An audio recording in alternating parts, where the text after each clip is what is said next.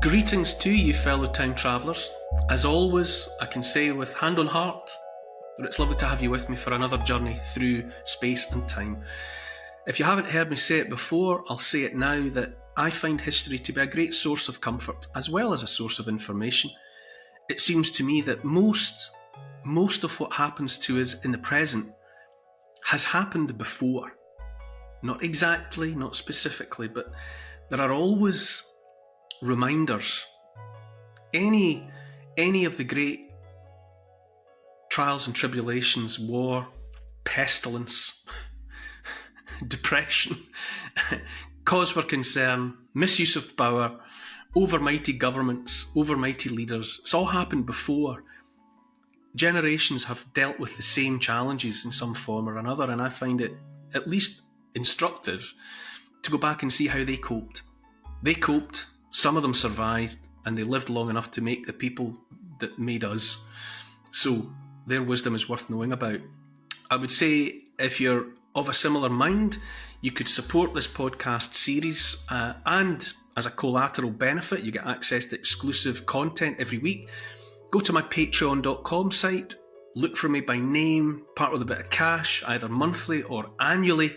And well, I could list the benefits, but basically you become part of an extended family of inquiring minds. Okay, that's the advert over. Now it's time to strap into the time machine as we set off towards the next stop in my love letter to the British Isles. Cue the music.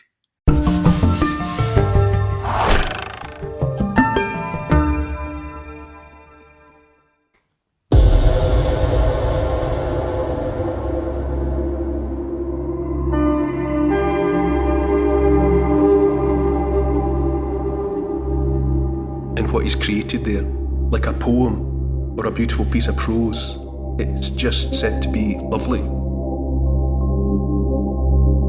In this episode, we're walking through a landscape of lochs, soft rounded hills and mellow woodland.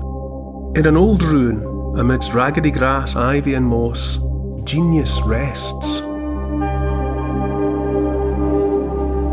A boy and then a man who spent his life looking out at the world with questioning eyes.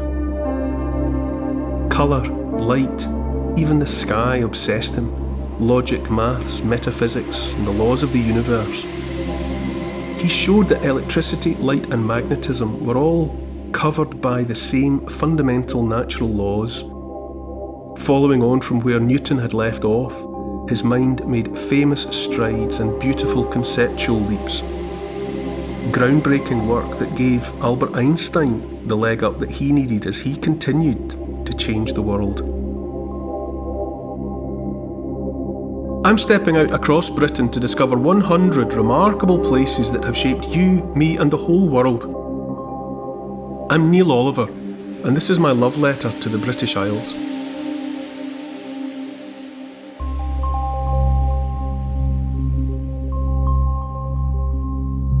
Hi Neil. Last week we rode the wave of devolution as it swept across the British Isles. Where are we this week? Paul, we're swapping combative political posturing to get a glimpse into the mind of a genius, a mathematician and scientist who learnt from those before him and in turn passed on a new way of thinking and understanding to the scientists who would follow him. This week we're meeting James Clerk Maxwell, the man whose discovery of the laws of electrodynamics helped shape modern scientific thinking. Good morning, Paul. I can't help noticing that we're at number 98. It's the fact that we're getting close to the end of the love letter is profoundly moving. Not quite in answer the end, to, It's not quite the end. No. Oh no. It'll never end. It'll just evolve. It'll just change shape and become something else. But we'll keep going.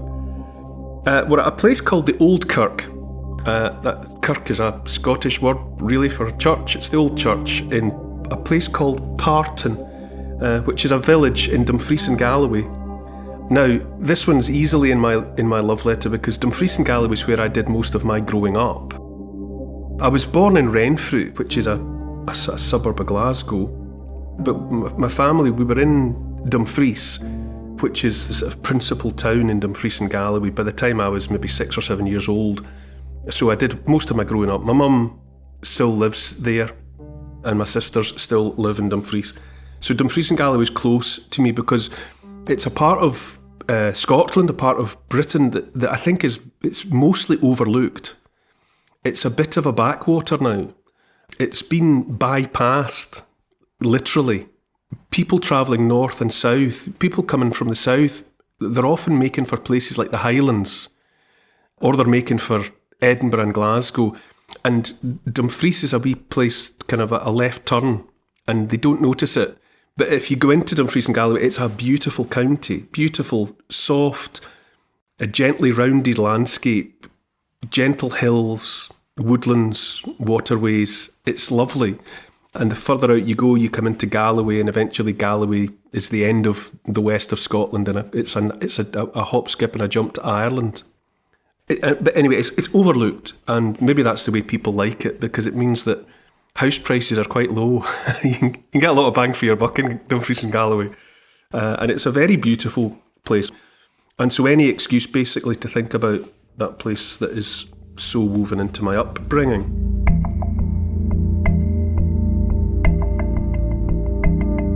In Parton, which is it's another, just a little dot on the map really, in Dumfries and Galloway, there's a church, very traditional building, built in 1834. It's a classic, simple church building. You see hundreds of them dotted about the landscape. And if you stand with your back to its main door and look out, you're looking at the soft, round hills I'm talking about, and you get that sense nearby of water and woodland. You get a real sense of the character of Dumfries and Galloway just by standing in Parton and having a look around. The River Dee rises in the Galloway Hills, and it flows into Loch Ken, K-E-N, and that's within sight of the church. And then the water of Ken joins the flow from the Dee, and that water runs onto Kirkcudbright, which is a word that you look at it on a road sign and you wouldn't know how to pronounce it. It's Kirkcudbright, but it's pronounced Kirkcudbright, and it basically means the Church of Cuthbert. And at Kirkcudbright, that water joins the Solway Firth, and so the Irish Sea. It's a beautiful bit of landscape. Parton, as a name, is actually a corruption of a Gaelic word, which means the top of the hill. And so it does. Parton sits up on high ground, and that's what gives it the outlook, and that's what lets you see so much of what Dumfries and Galloway is all about. I think probably for people that have hung on in there with the love letter, you've maybe gleaned that churches mean quite a lot to me. I'm not a church goer, but I do love churches, large and small. Durham Cathedral jumps immediately to mind, and Westminster Abbey, and these places are always, they inspire something in me. So the fact that this one focuses on an old church is in character for me. I often think about the quote or the epitaph really of Sir Christopher Wren, which is in the fabric of St Paul's Cathedral. Obviously, the old Cathedral of St Paul's burnt to the ground during that Great Fire of London in 1666. And then Christopher Wren was the architect who designed the replacement that's there today. And inside his epitaph reads, Si monumentum requiris circumspice, which means if you seek his monument, look around, which is a lovely thought. It means that if you're here inside St Paul's and you're thinking about Christopher Wren, he's here. This is him embodied in the church.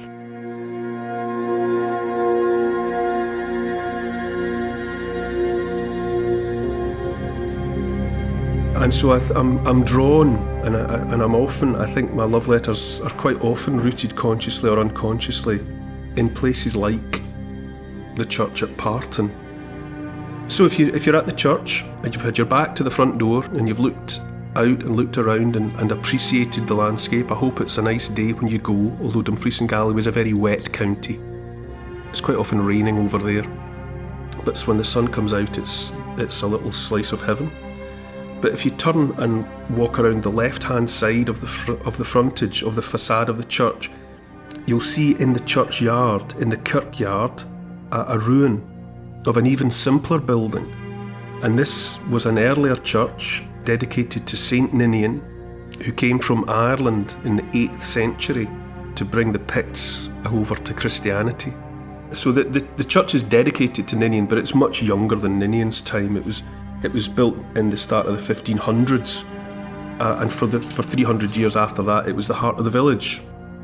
Before the present church was built or even needed, it was this old structure that mattered the most. Now if you go and visit, it's just a rectangle of dark grey masonry. The walls come up to sort of shoulder height, head height, but there's no roof. It's long gone. And inside there's no floor. It's just grass and dereliction, really. It's just the masonry is woven with ivy and smothered in moss. But inside there are a couple of gravestones, and one of the gravestones has on it 4 names: John Clerk Maxwell, Francis Kay, Catherine Mary Dewar, and James Clerk Maxwell. And if you stand by the gravestone, you can't help but feel how it's open to the sky. And so there's a sense of infinity. You know, you're in this space, this little rectangle that once defined a church, a place of worship. But now that's gone. Now the church has moved, and this is just a little square with heaven above it.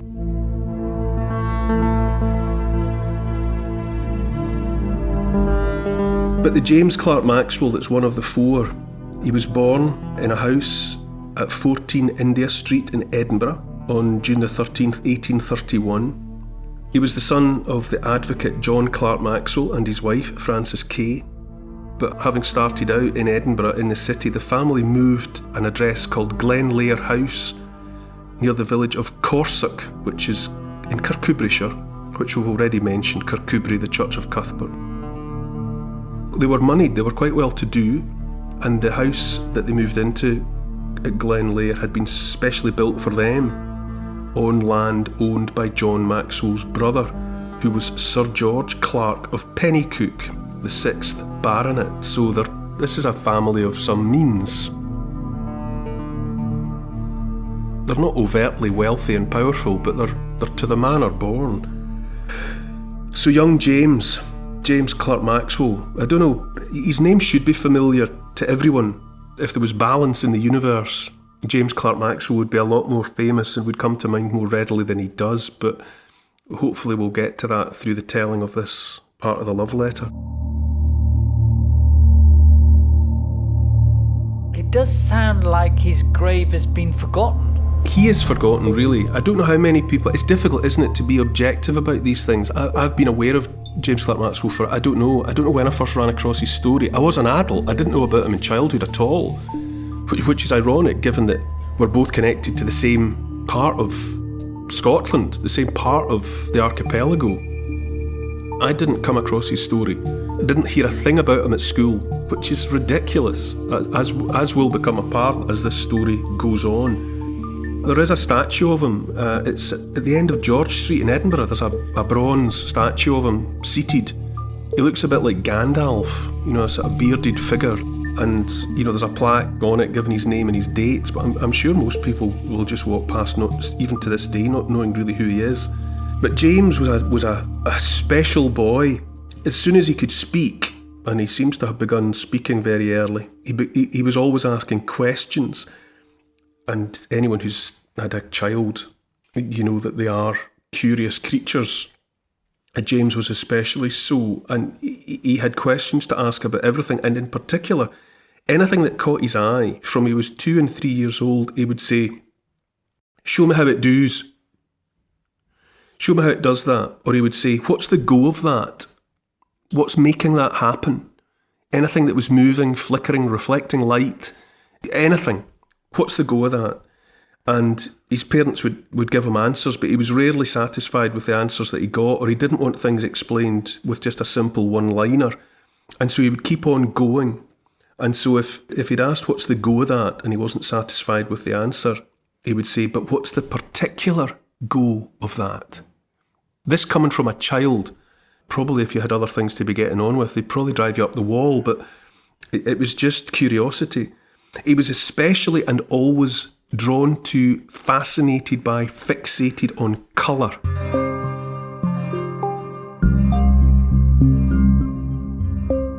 He noticed the blue of the sky, the green of the ground. He noticed the colour of fabrics, of objects, of light. Anything and everything, he was interested in the colour. And so whatever it was, a piece of clothing or a tree or a toy, or he would invariably ask what colour it was. And then if you told him it's red or it's blue or it's yellow or whatever, he would always follow up by saying, but how do you know it's red? How do you know it's blue? And it's such a big philosophical question. How would you go about explaining that? If a child points at a ball and says, what colour is that? And you say red, and then they say, how do you know it's red? How do you know it's red? He was instinctively intuiting something. Because obviously we know now, say for example, that insects say they perceive the same object, but they get a different colour from it. So a red ball is not just red, and a yellow flower is not just yellow. That's our perception of it. That's how we're interpreting the wavelength of the light reflected from it. The sun shines and the photons strike the yellow flower and they enter our eyes and they go through the optic nerve to the back of the brain where they're interpreted, and your brain tells you that it's yellow. Or the colour that it is, the world tells you that that's yellow. That colour is yellow. But there's more going on. And James seems to have understood that or been suspicious about it from the very beginning. How do you know it's red? How do you know it's blue? It's such a good question. And really, from that point on, he spent his entire life with that kind of questioning curiosity. He looked out at the world as a child does. The world just inspired from him one question after another. Rudyard Kipling, I think, that said, I kept 6 serving gentlemen. They taught me all I knew. Their names are how and why and when and what and where and who. And that's kind of like, that's drummed into you at journalism school in one form or another, that those are the 6 questions that you need to ask to get a story. How, why, when, where, what, who.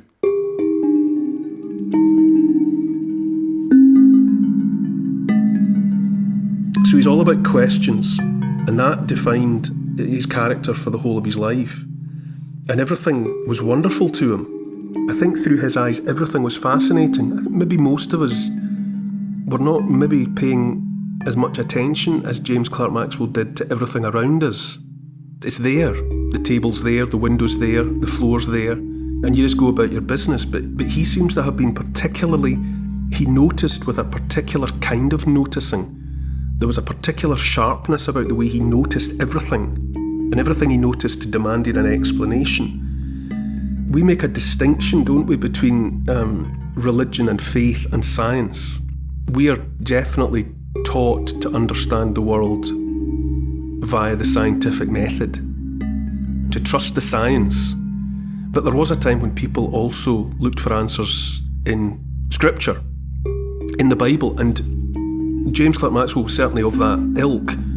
From an early age, he committed vast tracts of Scripture and the Psalms to memory.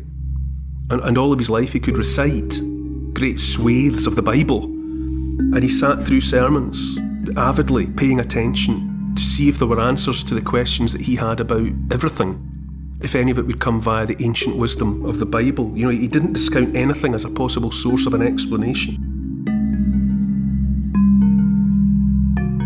He was homeschooled to begin with. His mum taught him to begin with. And then his father paid for a tutor to come to the house and teach little James. But eventually he was sent away to Edinburgh Academy. So away from home at a young age. And when he arrived at Edinburgh Academy, he was very much a country mouse in amongst all the town mice. And his mum and dad had fitted him out with good clothes, but they made him stand out. He was very distinctive look, and he had, I think, quite clumpy shoes. And in amongst all the towny boys, he stuck out.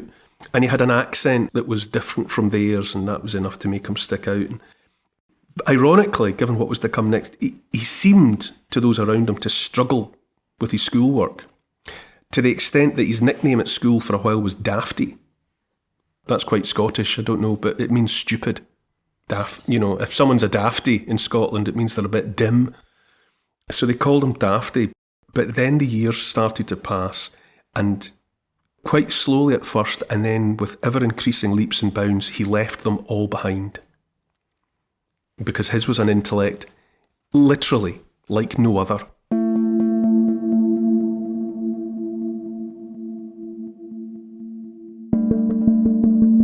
He went on, he left school, he went to Edinburgh University, and he followed the traditional path of that part of the 19th century, so he studied logic and mathematics, metaphysics. Then he went on to Cambridge University. Before long he had the chair, which is to say he had a professorship of natural philosophy, which we would call physics, at the Marischal College in Aberdeen. And all the time, his questioning and his innate ability to comprehend what he was looking at and find explanations for it meant that he was making these huge conceptual leaps all the while, always watching, always asking questions. He observed Saturn's rings. He continued to be obsessed with the effect of light and also of electricity and magnetism. Now, at that time, before the time of James Clerk Maxwell, science was already aware of light and electricity and magnetism. And they could create magnetism and they could create electricity, and of course they could create light, but they didn't really understand them. I mean, to this day, scientists can create electricity. Of course they can. But as to what electricity actually is, what it actually is remains an unanswered question to some extent. As had been the case from his earliest times, he was obsessed with colour. Always obsessed. He was the first to identify the primary colours, or to understand the scientific primacy of red and blue and yellow. Red and blue and yellow are the colours, the primary colours, from which all secondary colours are made. Every other colour is made by mixing together red and blue and yellow. And he understood that in a way that previously no one else had. And of course he would, because he was preoccupied with, obsessed by colour. While he was at King's College in London in 1861, he took and developed, get this, the world's first colour photograph. 1861. I mean, photography was in its infancy, really. And he took the first colour photograph. I think, if you look for it, I'm sure it's a piece of, like, plaid. I think it's fabric. I think it's a photograph of woven fabric. And that was the subject of his photograph. He was part of the team that founded the Cavendish Laboratory. And we've already talked about Ernest Rutherford, the man who split the atom. Or that's the shorthand for what he did. Splitting the atom it's not a scientific description of what he actually did, but that's what we say, that Sir Ernest Rutherford split the atom. Well, that was in the Cavendish lab, and James Clerk Maxwell was one of the founding fathers of the Cavendish Laboratory. But here we get to the nub of it. What he is most famous for, and his achievements are a lot, it's a long list, but Maxwell understood intuitively and then demonstrated that electricity, light and magnetism were all governed by the same fundamental natural laws. So the scientists around him knew about light, magnetism and electricity. James Clerk Maxwell understood that they were united, and light, electricity and magnetism are also united with radio waves. All of it is flowing. I see it in my imagination as invisible, intermingled vapours from an elemental fire, like smoke or the shimmer of heat. But of course you can see that.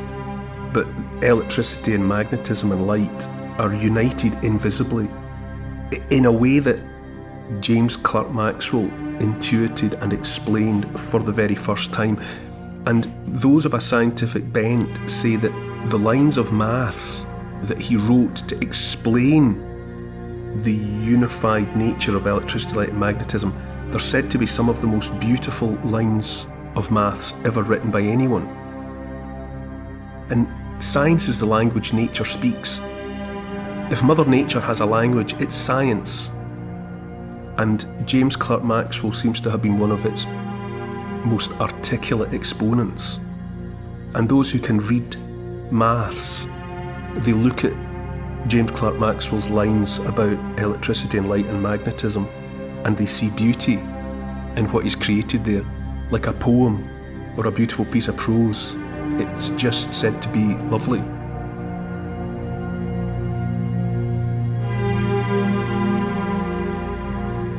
Most of us are just used to doing maths at school, aren't we? So to hear it talked about as being beautiful, it's a difficult concept to try and get your head around. I know, I'd like to think, I was hopeless. I wasn't very good at school, really, generally. I was quite good at English and I was quite good at history, but maths was beyond me. But I like to think that maybe if I had known somebody like James Clerk Maxwell, it might have been slightly different. I think if I had been spoken to by somebody who instinctively understood maths as something beautiful and something to be loved in its own right, because I could never really quite get to grips with what maths was for. But nobody really sat me down and said, maths is something that you just can appreciate like a piece of music, I suppose. What's music for? Well, it's not really for anything, but we're captivated by it and haunted by it. And I think if somebody had just said that you can love maths just because it's beautiful, that might have switched a light on in my head at a crucial moment, but sadly that time never happened. To bring it but sort of more down to earth, I think those who are mathematicians, those who are articulate and literate in the language of nature, what James Clerk Maxwell really did was take a quantum leap forward from Sir Isaac Newton. Newton had stepped so far into understanding, and because James Clerk Maxwell was in that way about standing on the shoulders of giants, he was able to stand on Newton's shoulders and see further again. He couldn't have done it without Newton, but he had Newton and he was able to see even further beyond the horizon than anybody previously had. And then Albert Einstein, who came after, he said that his special theory of relativity owed its origins and would not have been possible had he not been able to take advantage of Maxwell's equations. And he said, this change in the conception of reality is the most profound and the most fruitful that physics has experienced since the time of Newton. That's the words of Einstein. There's a lovely story about Einstein. Towards the end of his life and the end of his career, he'd been showered with awards. I mean, you can imagine how many honours he'd been given over the years. And I think it's Edinburgh University, but it doesn't really matter, and I would stand corrected if somebody else knows better. They can let us know, but I think it was Edinburgh University contacted Einstein and they wanted him to come and receive an award. And he initially replied and said, thank you very much, but I'm not going to make the trip. But then some little while later, he got back in touch and he said, hold on, that lecture theatre in Edinburgh, if it can take place in there, I'll come, but only if you lift any linoleum or other floor covering from the floor, because I'll come so that I'll know that I've walked on the same boards as James Clerk Maxwell. And so they did, and so he came. Wow. But he said, I want to know that I've trod the boards, the same boards as James Clerk Maxwell. That's how much James Clerk Maxwell meant to Albert Einstein, which is lovely. Einstein also said, and I quote, one scientific epoch ended and another began with James Clerk Maxwell. Now, this is a forgotten man. Everyone knows about Isaac Newton. Everybody knows about Albert Einstein. James Clerk Maxwell, not so much. And it's a sin. It's a sin.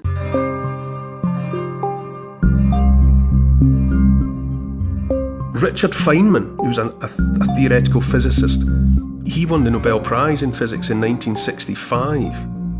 And he was one of those who stood on the shoulders of Einstein and looked further ahead again, because he was part of, that understanding of quantum mechanics, QT, quantum theory, which is a topsy-turvy, through the looking glass, perception of reality that most of us will never be able to grasp. But that was Feynman, and Feynman wrote, from a long view of the history of mankind, seen from, say, 10,000 years from now, there can be little doubt that the most significant event of the 19th century will be judged as Maxwell's discovery of the laws of electrodynamics, by which he meant that way in which Maxwell had understood the union of light, electricity and magnetism in a way that nobody previously had.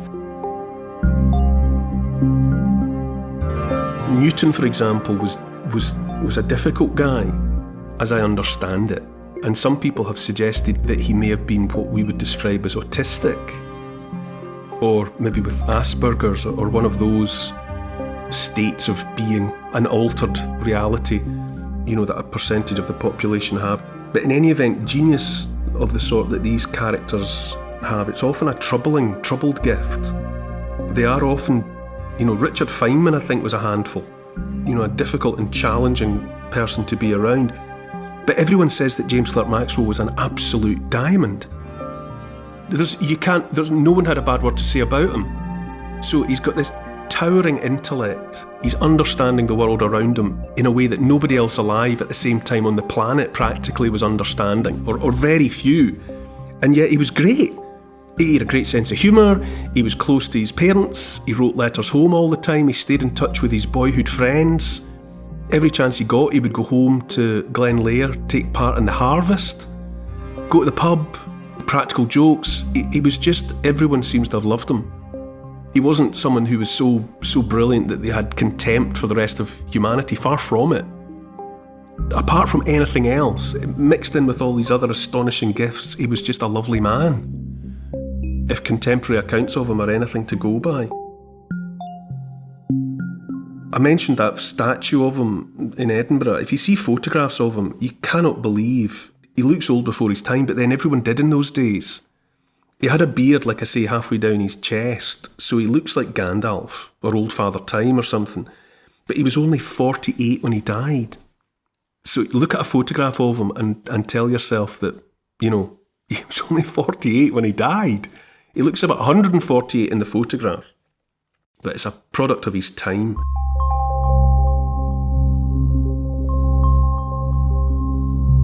Although he's not on anyone's radar in normal life, he's been worshipped by the cognoscenti ever since he died. Physicists basically have a holy trinity, and it's Newton on one side, Einstein on the other, and James Clerk Maxwell in the middle. He's as important as either, at least as. He matters as much. In amongst his understanding of electrodynamics, he understood radio waves, and so his work was amongst the building blocks for the development of radar. And it's radio telescopes and whatever that have given us the greatest reach into the solar system and into the galaxy and the wider universe. And so, on account of the extent to which he is foundational to that understanding, the highest mountain on Venus is called Maxwell Montes in his honour. So there's a mountain on Venus that bears his name. But back in Scotland, though, he's just not known. He's just a forgotten figure. And you'd have to say why, and I don't know what the answer is. He's maybe come a little bit more to the fore in recent times, but he's still largely unknown to most people.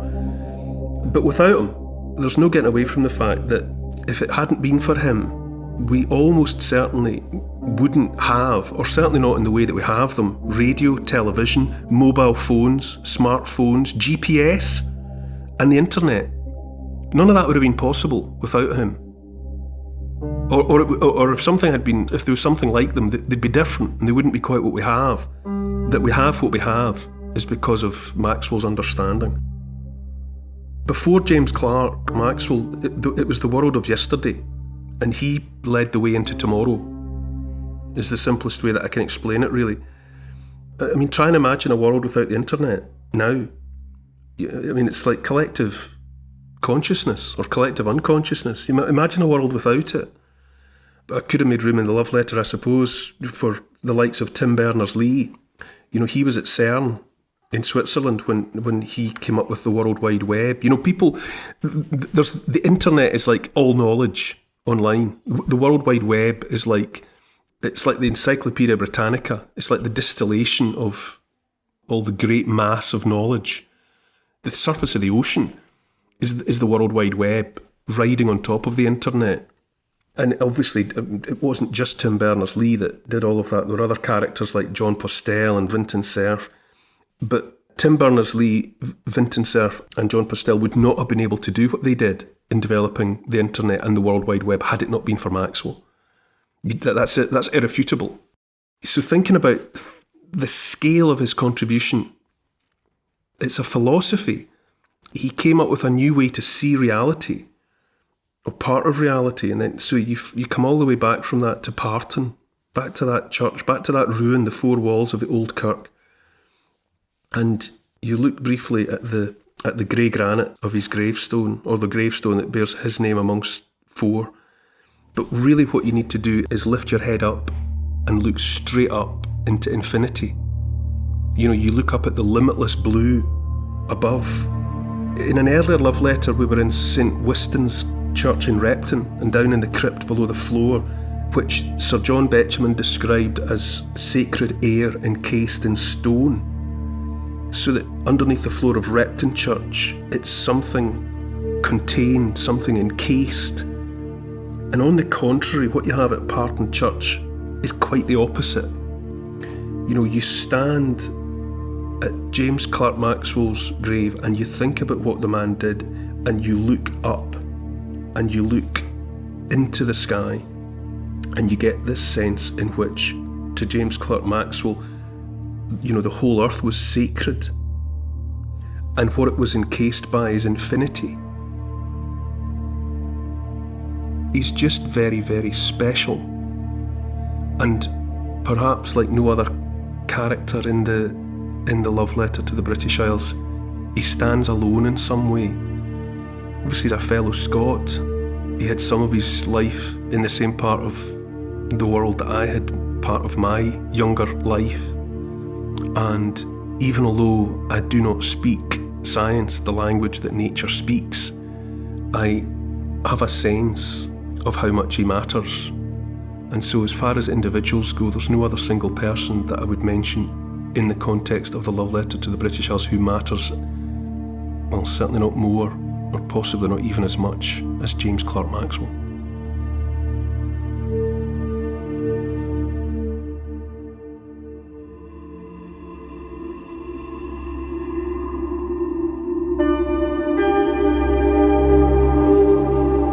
A sturdy fortress, almost 1,000 years old, dwarfed by a thriving metropolis of steel and glass. Now it's spick and span and perfectly kept, but for centuries it was a place that pricked hairs and shortened breath, somewhere to dread.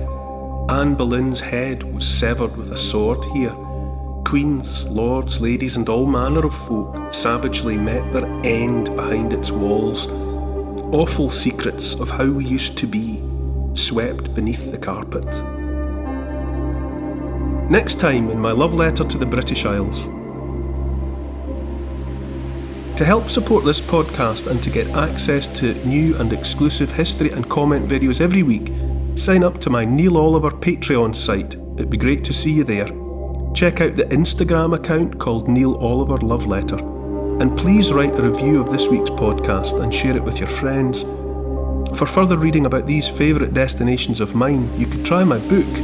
It's called The Story of the British Isles in 100 Places, and it's published by Transworld.